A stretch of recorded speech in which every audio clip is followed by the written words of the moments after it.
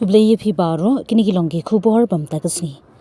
Umentri rangba akajala konrat ke sangma ulapli patba ya ka Culinary Cascade 2026 awards link kani ka Tamasa arsngi haga arpnyotorik bat arfratorik ulber kapen I ka bam ka culture bat ka put katem bat kathmu ban kentiu ya ka Meghalaya kum ka jaka jungokai bakarpang ha ka liang ka bam.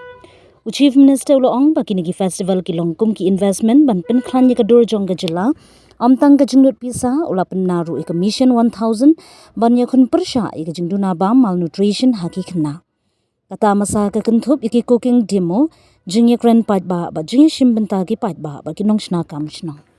We are very bad at documenting. I'm not talking just about our state or the country as a whole. We are very, very bad at documenting. I would urge all our chefs, all our participants, whatever you do, if you can keep notes, if you can prepare stories, if you can have videos, capture them, convert them into documents and information that can be passed on or kept for future reference or be converted into a small coffee table book or some kind of a report, that would really, again, give us more output in terms of the kind of investment and the efforts we're making. The results would be much more. So with these few words and suggestions, I once again would like to congratulate all the stakeholders and all the organizing committee members who have organized this. Look forward to a wonderful festival out here, and I wish each and every one of you the very best for this festival and the very best for your future. If we can extend this aspect of the Culinary Cascade from apart from the tourism aspect and ensuring that we're able to tell the story, I would like you to map different local food items in terms of their nutrition value. Make it one of the projects that you can. The different local foods that our people are having. We all know that what we eat is most probably 50% of what affects our health. And of course, in today's world, there are thousands of things that make sure that that does not happen in the right way. And the sad part is, most people are actually unaware. It's not even that they are doing it purposely. They're doing it because they have no idea how much certain food things, items, processed food, or whatever it is impacting them. So I would like to see that some social aspect of this particular festival in an extended manner could help us in our mission 1000, where for 1000 days we'll be monitoring children.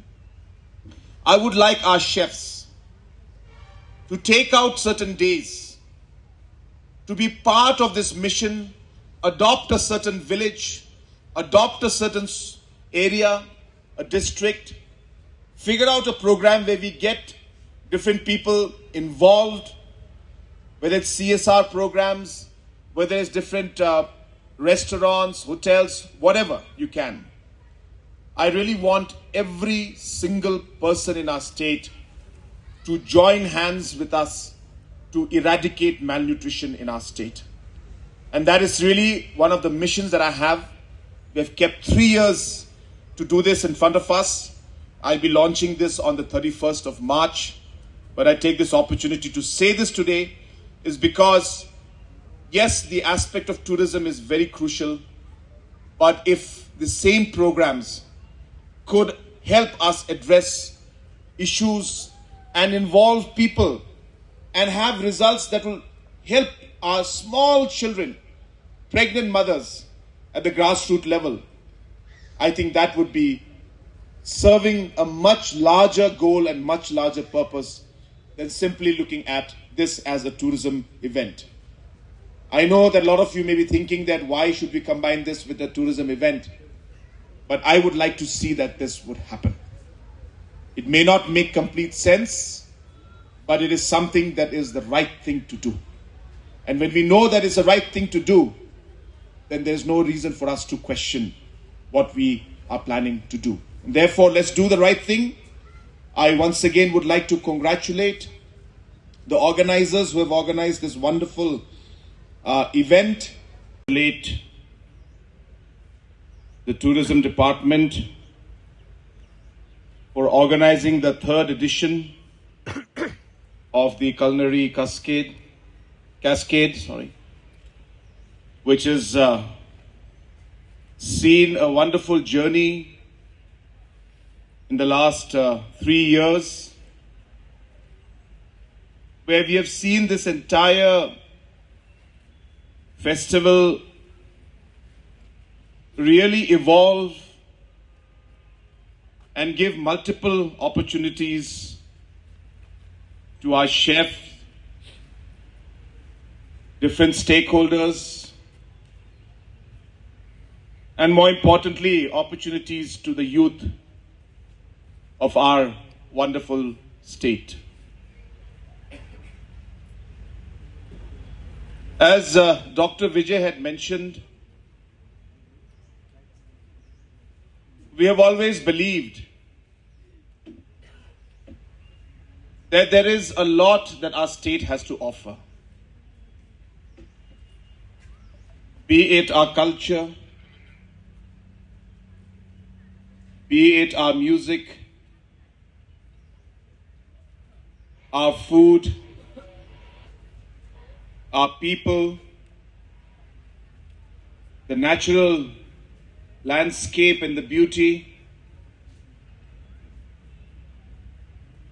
We only need to find the way to bring them all together. We need to find a way to provide the platform for these different aspects of our state to be able to mold it and make it into something better. And that's really what we are trying to do out here. I always repeat that we are not doing different things, but we're doing them differently. All of these things used to happen in the past,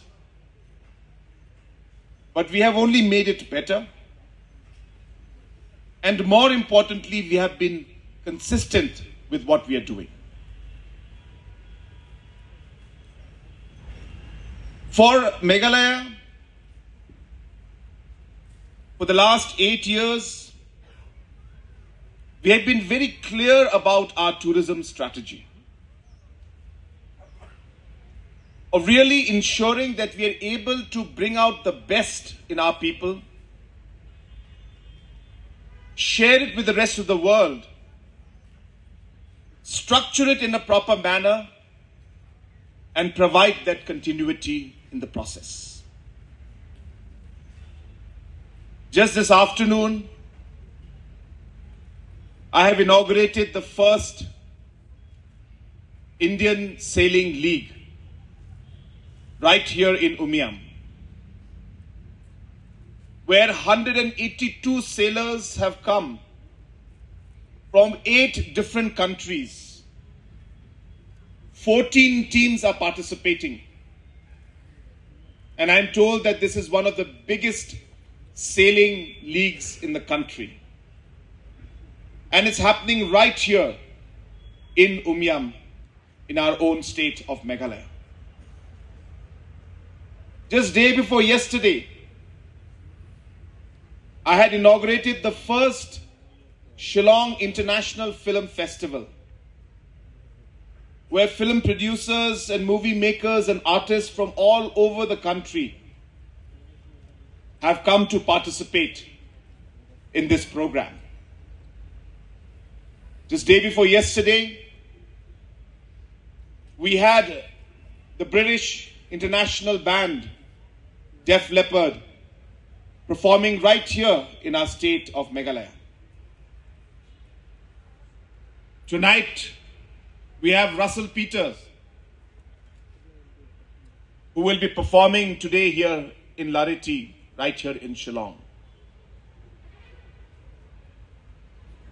There are critics